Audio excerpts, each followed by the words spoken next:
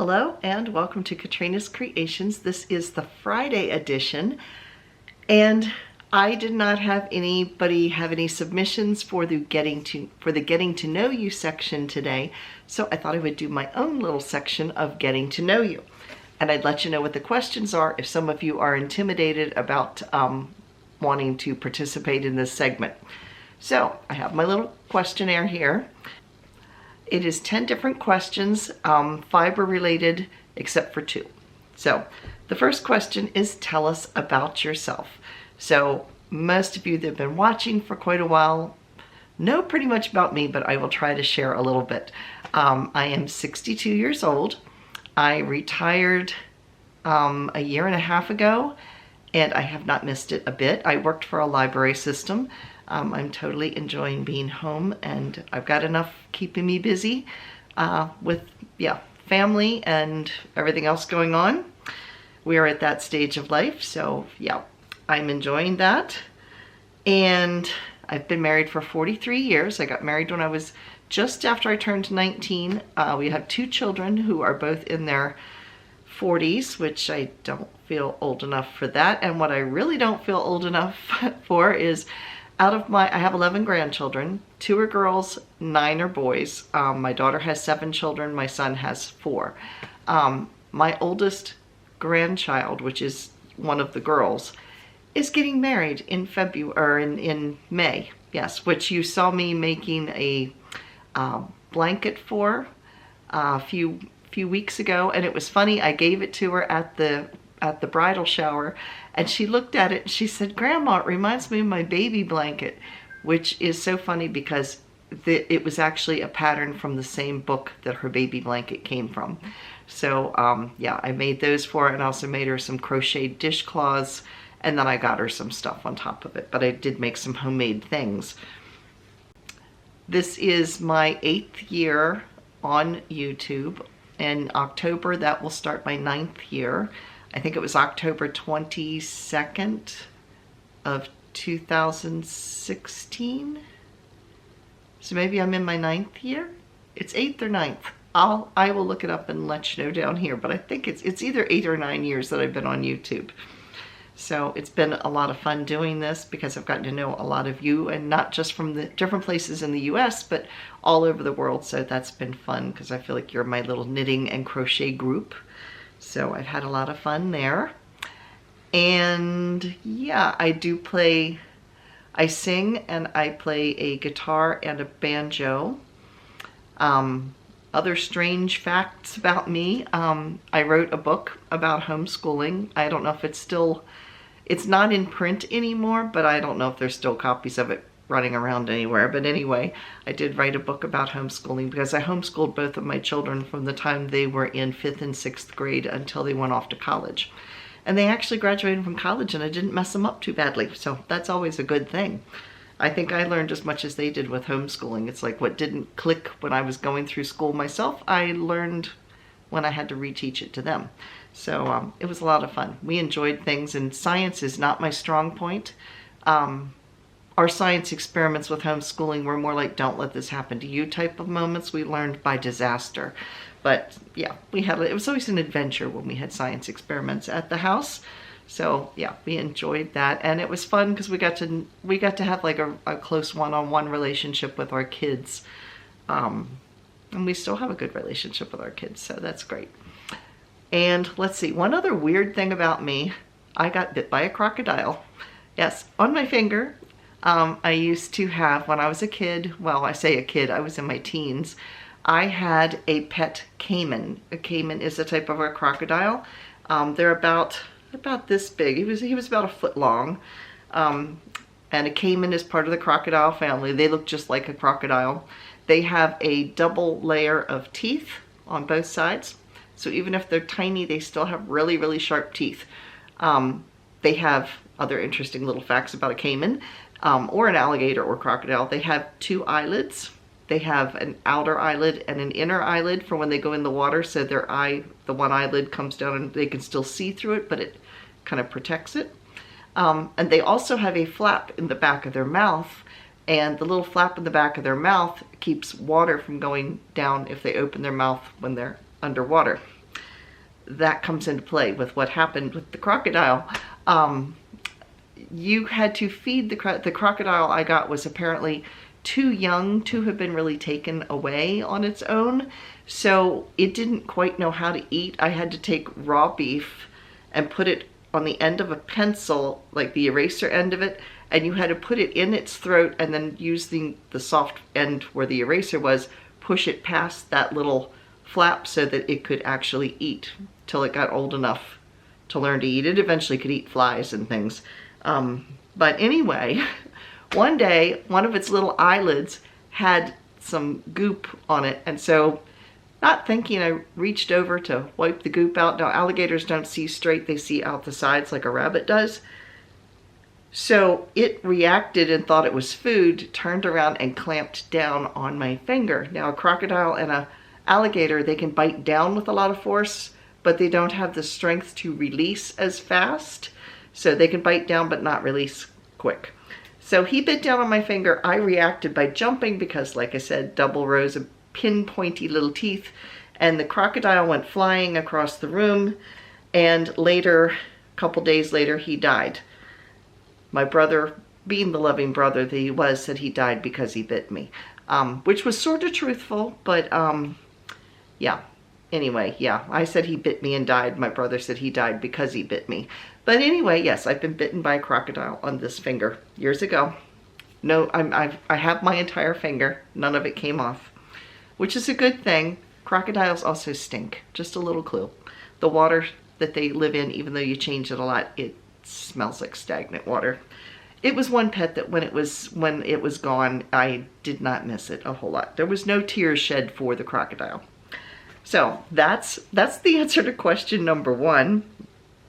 Question number 2, am I a knitter or a crocheter or both? I'm both.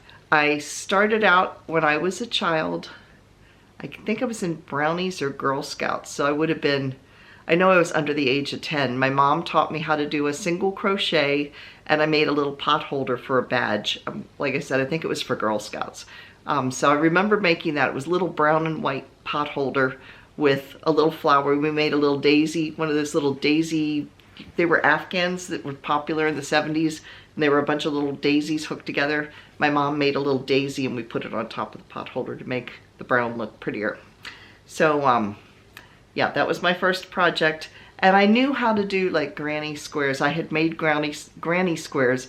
When I was like a teenager and stuff, I tried knitting, and when I was younger I tried knitting.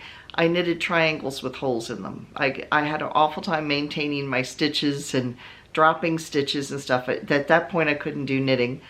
And then in the mid 1990s, so about 30 years ago, I started knitting, and I did more knitting than crochet at that point, because crochet up until then, the most I'd ever done was a shell stitch and a granny square. That was the extent of my crocheting.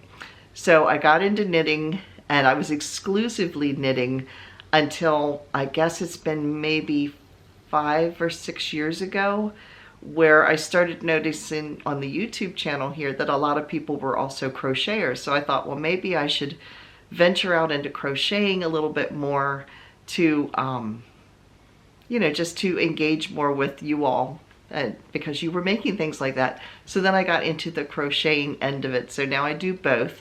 I also have a spinning wheel, and I do have a loom, although I don't use the loom all that often. It's a 4-harness tabletop loom. It's, I think retail, it's like $700. I paid $40 for it. I found it at an auction, and it was still in the box. So I had that, and I thought for $40 can't go too far wrong. So I do have a loom. I don't use it a whole lot because I find that unless I'm weaving with really cheap yarn, there's a lot of waste. There's a lot of waste yarn, and it's also the one I have is a tabletop. Dave actually built a little rolling cart for it, but it's not as relaxing to me because mine has handles to lift the harnesses to weave. You have to actually reach your hand up and move the harnesses up and down with your hand, rather than have it controlled with your foot pedals. If it was controlled with foot pedals, it would be a lot faster and I think more enjoyable. But having to stop after each round, like throwing the shuttle through that I have to adjust, throw the shuttle through and adjust. It really wears on your arms and your shoulders, so I don't tend to do it all that often. So I am a knitter, crocheter, spinner, and very occasional weaver. So the next question is, and I kind of already answered this, is how long have I been knitting and crocheting? So I've already kind of answered that for you. So question number 4, what attracted me to the fiber arts?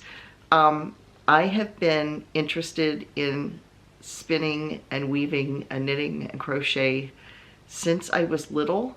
I remember trying to pretend I was spinning by turning my bicycle upside down and spinning the pedals so the wheels would move, and trying to pretend that that was a spinning wheel. And I remember going to different arts and crafts shows. When I was a kid, we would go up to the Catoctin Mountains, and they had an area where you could walk through and watch people who were making brooms and blacksmiths, and I was always attracted to the weaving barn to watch people weave and spin. Yeah, I just always found it fascinating, so I can't remember a time I wasn't interested in that. I remember trying to make my first drop spindle out of a wooden spool of thread, like the little wooden spools, and I stuck a pencil up through the top, and then I had cotton balls, and I thought I'd be able to spin cotton balls. You can't, but anyway, I was trying that as a kid as well. So question number 5, my favorite thing to make. Shawls. Knitting and crochet, my favorite thing to make is shawls. I love doing them. I think a lot of it is because it can be mindless at times, because you're not having to do a whole lot of shaping, you're not having to do gussets, you're not having to do, like changing needle size or hook size and all that. So I really enjoy making shawls, but I think the last time I counted them, I have like 30 of them. I have weeded some of them out. But yeah, I've got tons of cowls. I've got tons of shawls. I do use them all. I do rotate through because I generally take a shawl to church with me every single time we're there, because where we tend to sit at the church when either the heat or the air vent comes on, it cuts right across your shoulders, and I'm always chilly in there. So I always bring a shawl to throw around my shoulders because inevitably I'm going to get chilly. So question number 6, my favorite yarn weight and fiber content. The fiber content part is very easy. My favorite is alpaca. It is just soft and buttery, and it makes your hands feel good. And yeah, I really like the way the baby alpaca especially is really nice and just cuddly and soft.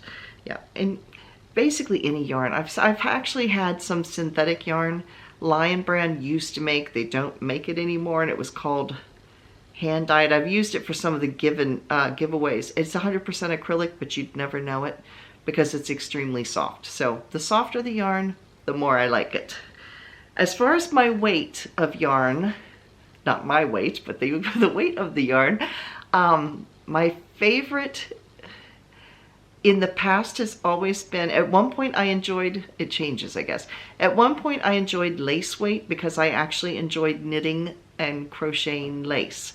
I didn't crochet lace as much, but I liked knitting lace, and I went through a phase where I did a lot of lace knitting. And then as I've gotten older and the bifocals kicked in, tiny yarn is not as much fun, and it's very hard on my eyes. So right now I'd say my favorite is fingering weight. Most of my yarn stash is fingering weight unless I have bought acrylics. Most of my acrylic yarns are either 3 or 4 weights, which are worsted. Although I have to say the last 2 knitted sweaters that I've made with a worsted weight, I've actually kind of enjoyed the bigger needles and how fast the project goes, as opposed to knitting a sweater with fingering weight, which seems to take forever. So I would say my favorite is between fingering and worsted. One of the two depending on the project. Question number 7 is my favorite brand of yarn. I don't really have a favorite brand of yarn. I'm going to show you one of my favorite projects in a minute, one of my challenging ones, and it is a shawl that was crocheted, and it was made with It was called Camino Alpaca. It was sold by Craftsy, but I don't know if it's even still available or not. But I really liked that yarn. I would say if there's one that's a favorite, I do like Knit Picks palette yarn, which, by the way, I just got an email. They're coming out with 12 more colors. So I think there's like a total of 160 some colors that their yarn comes in. So if you're doing something gradient or you're doing a temperature blanket or something, they've got tons and tons of colors. You name it, they've got the color. But I would say as far as acrylic yarns, I've been really happy with pretty much anything I've gotten from Lion Brand. Yeah, I like Lion Brand. I like the company. Mary Maxim, I've been happy with what I've gotten from Mary Maxim as well. And yeah, any natural fibers. I don't really have a specific brand that I like. Number 8, my favorite brand of hooks and needles. All right, so what are my favorite knitting needles and crochet hooks? I'll do my crochet hooks first because that's the simple one. I like, and I don't have one over here with me, but I have some that I bought from, I think it was Amazon. I think it was Amazon where I got them from. They are not the Clover crochet hooks, but they're copies of the Clover crochet hooks. They had the rubber handles. I really like the rubber handles. One thing I do not like with crochet hooks, I don't like wooden ones. I don't like plastic ones. I like them all in metal. And I like the crochet hooks that are just the plain metal, or the ones that have handles on them. I don't like the ones that are big, like the carved ones, because I hold my crochet hook like a pencil. I don't overhand grip it like this. I hold it like this. So for me, I don't like the big bulbous ends on them. That would just be awkward for me. But I do like the ones that had like the rubber handle on them. Those are my favorites, and I have a couple sets of those, but they're not the Clover brand. They're just an off brand. So knitting needles, I don't like wooden or plastic knitting needles. I like them in metal. I don't like straight knitting needles. I still have some, I think, somewhere, but I never use them. I use interchangeable or circular, well, they're all circular needles, no matter if I'm knitting in the round or knitting back and forth, because I just find when you're knitting, well, right now you won't be able to see it, but if you're knitting like this, the weight of what you're working on is hanging here, so it's easier on your wrists here. It's just not as hard.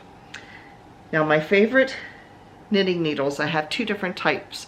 The first, I have one set of interchangeable. I used to have some wooden Clover interchangeable needles, which were fine. I actually passed them on to my daughter when I got a nicer set.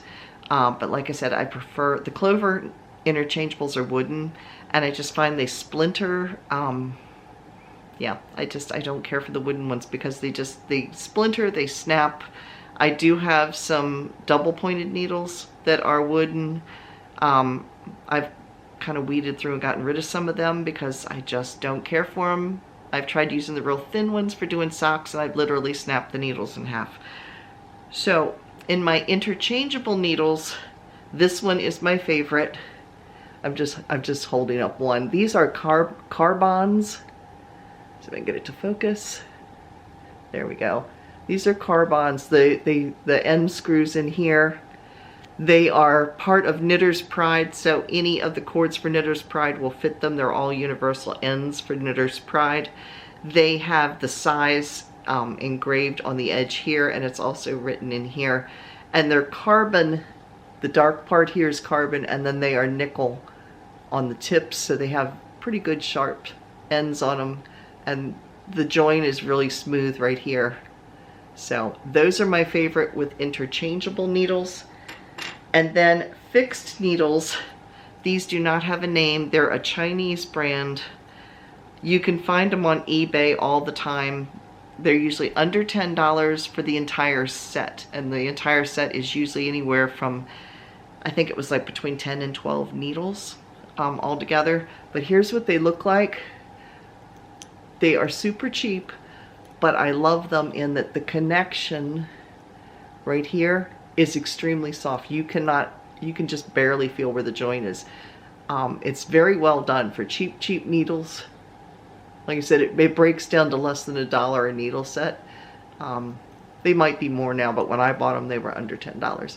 The cord is real nice. It does not have a whole lot of memory to it, so you can pull it out, as you can see. You know, some of the ones that have those plastic cords are like, you're constantly knitting and they're trying to curl up. These don't do this. This is like a coated metal cord. So I really like them.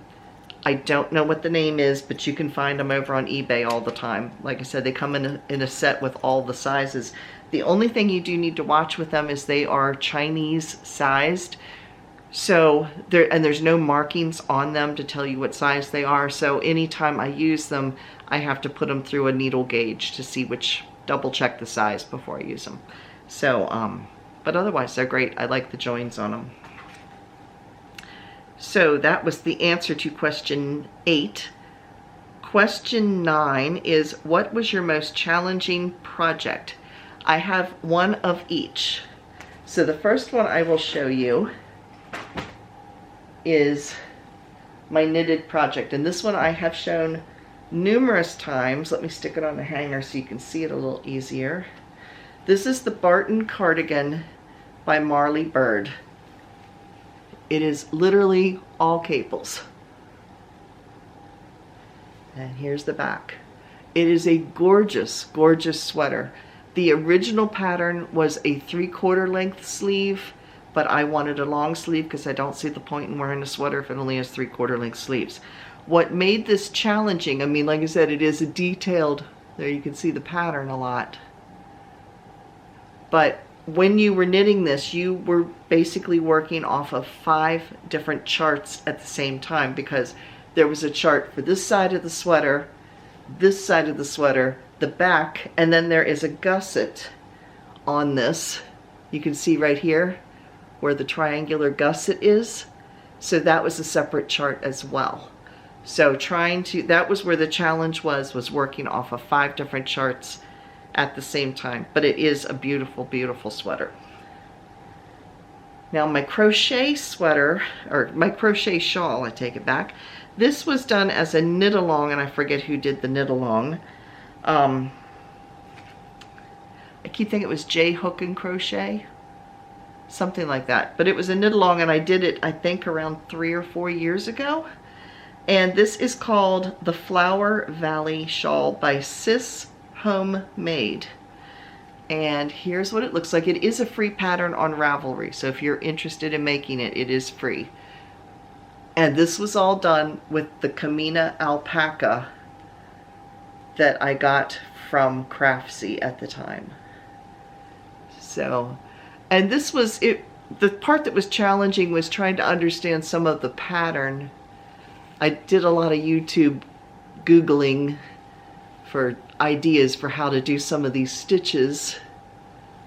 And then at the time I was still working, and my supervisor was very much an advanced crocheter. So sometimes, and she was doing the same shawl at the same time I was. So the two of us, anytime I ran into a question I couldn't figure out, I would ask her and she'd show me what to do if I ran into problems, because I had only been crocheting a short time when I made this. But it is a beautiful shawl, and I just wore it like a week or 2 ago at church. So yes, so this is the Flower Valley Shawl by Sis Homemade. And then the last question is, if I could go anywhere, where would it be? And I'll say 2 different places. If I was in the United States, if I could only go someplace in the United States, I would love to do the Grand Loop, which is like out towards Mount Rushmore, you know, going out west, and then down through Yellowstone and down into like the Grand Canyon and Bryson, Zion Canyon. In other words, go through there, Mesa Verde, do the Grand Loop. Although I would love to also see Yosemite over on the west coast. That would be pretty too, because the pictures with all the waterfalls look neat. So if that was in the US, that's where I would love to go on a vacation and see things. And if I was to go overseas, I would love to see England. Well, I would love to do Europe. We'll just do it Europe. I would love to see some of the quaint little towns that you see like on Escape to the Country, the BBC like reality show type of thing. I love it because some of the towns are just so cute with these little bridges and these little creeks or canals running through the towns, and the villages are just the old buildings, just so cozy. It's like watching something from Charles Dickens. We don't have towns like that here in the US. Yeah, we don't. Everything's too far away from each other, and it's newer.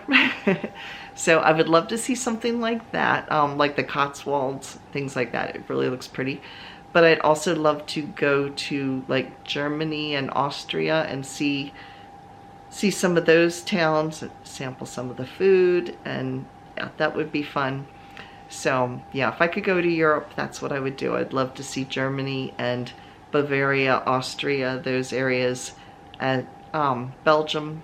The chocolate could be fun, and the lace making. I'd love to watch the lace making in Brussels, and yeah, England. So those would be the places I would love to go.